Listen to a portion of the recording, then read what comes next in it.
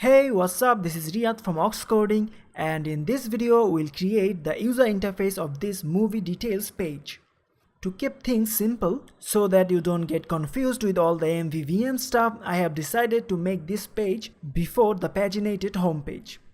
So here we can see an image view and all the information about this movie in some text views. So let's try to create this user interface. So let's create a new package, new package, single movie details. Now inside of this package, new activity, empty activity, name single movie, finish. Let's import this by pressing Alt Enter on PC and Option Enter on Mac. Now let's go to the layout file, layout, activity single movie. Now inside this constraint layout, let's create a vertical linear layout.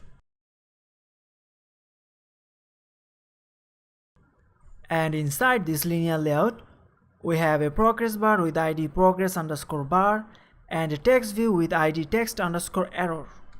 As you can see, the visibility is gone. Here is the progress bar. Here is the text view.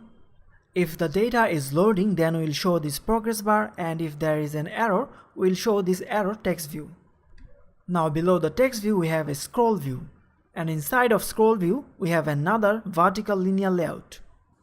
And inside of this linear layout we have an image view for showing the movie poster. Here is a text view to show the title, then movie tagline, release date. So basically all the information that we want to show on this activity.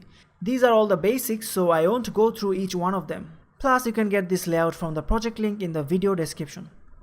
Now let's create a package, name data,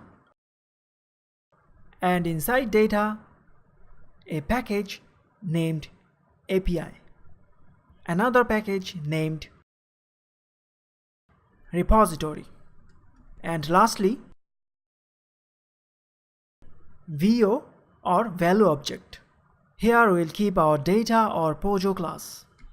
Now inside repository, let's create a class network state.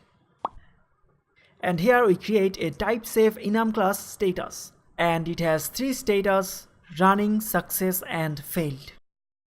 In Kotlin we don't have to create our constructors separately. So a network state constructor takes two parameters.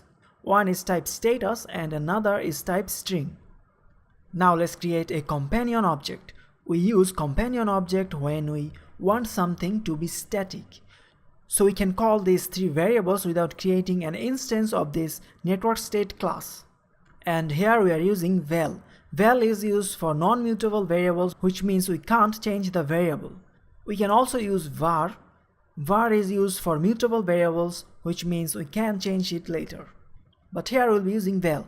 And now inside an init block, we initialize loaded with parameter status success and string message success. Then loading with parameter status running and message running.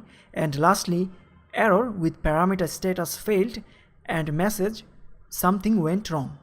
And that's all for this video. The project link is in the video description. See you guys in the next one.